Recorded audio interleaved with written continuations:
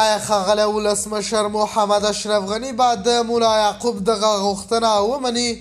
مولوي محمد یعقوب مجاهد له ښاغلي ولسمشر غني غوښتي په کابل کې د دوی په غونډه کې ګډون وکړي چې د طالبانو دفاع وزیر مولوي محمد یعقوب مجاهد ورته خاصه میلماني کړې ده.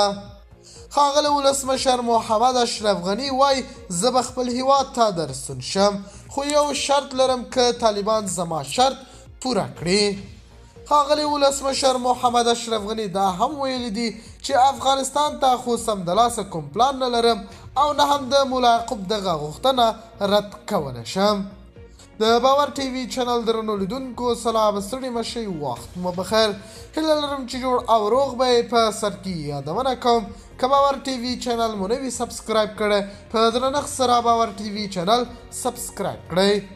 د افغانستان پخوانی ولسمشر اشرف غني ویلي دي چې افغانستان ته د تګ لپاره سمدلاسه کوم پلان نه لري خو که چیرې د طالبانو دفاع وزیر په افغانستان کې ټاکنې وکړي او د ولس د خوښۍ حکومت رامنځته شي نو دوی تیار دی چې ولاړ شي خپل هیواد افغانستان ته. په لومړي ځل بیا هم ښاغلي ولسمشر محمد اشرف غني طالبان د بدنامۍ څخه وژغورل. هغه داسې چې امریکا غوښتل طالبان بدنامه کړي او نړۍ ته یې په ترهګره معرفي کړي مګر اشرف غني ترېنه وژغورل.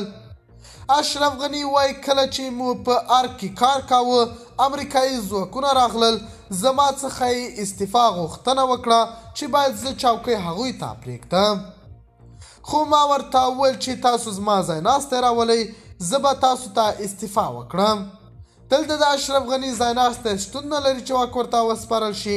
معافي کړي توته جوړوي چې د ورځې په جریان کې یا د شپې د طالب په جامه کې ارګ ته ننوځي اشرف غني ووژني طالبان بدنامه کړي او نړۍ ته یې په ترهګره معرفي کړي مګر اشرف غني له فکره کار واخیست هم یې ځان په امن کړ او هم یې طالبان د نړۍ پر مخ د ترهګر ثابتولو څخه وساتل. د باور ټي وي چینل درنو لیدونکو دا و زموږ ته د مهال چمتو کړی خبر. د نورو تازه خبرونو لپاره باور ټي وي چینل در سره په درنښت سره سبسکرایب کړئ. د الله په امان تر بیا ښې چارې.